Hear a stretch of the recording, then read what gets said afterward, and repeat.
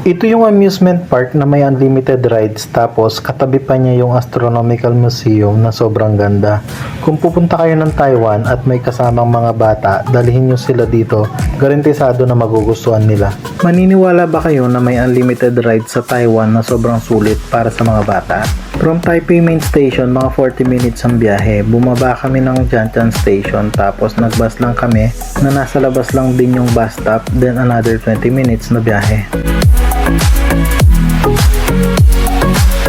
Ang babait ng mga locals dito dahil tinulungan nila kami sa tamang bus na kailangan namin. Araw-araw kaming may na-encounter na mga lokal, lalo na mga matatanda. Nagkikipag-usap kahit medyo nahirapan sila sa English.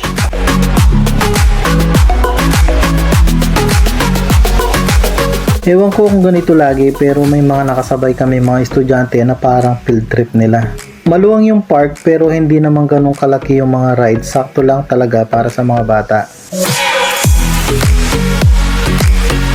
Ito nga pala ang Taipei Children's Amusement Park. Ito naman yung mga rides na pwede nyong ulit-ulitin kapag unlimited pass yung kinuha nyo. Yung mga rides nila dito mura lang, around 35 pesos each lang, kaya kung gusto nyo na fee per ride. Ito naman yung mga prices ng mga tickets nila. Meron silang indoor at outdoor activities, tapos yung mga food stalls nasa loob naman. Bilang lang yung mga nasakyan namin dito dahil yung medyo delikadong rides ay may height requirements at medyo maliit pa itong mga anak namin kaya hindi sila pwedeng sumakay sa iba. Pero ang maganda, kahit nasakyan nyo na yung rides, pwede nyong ulit-ulitin. Kapag nagsawa na kayo sa mga rides, may play area din sila dito na free lang din.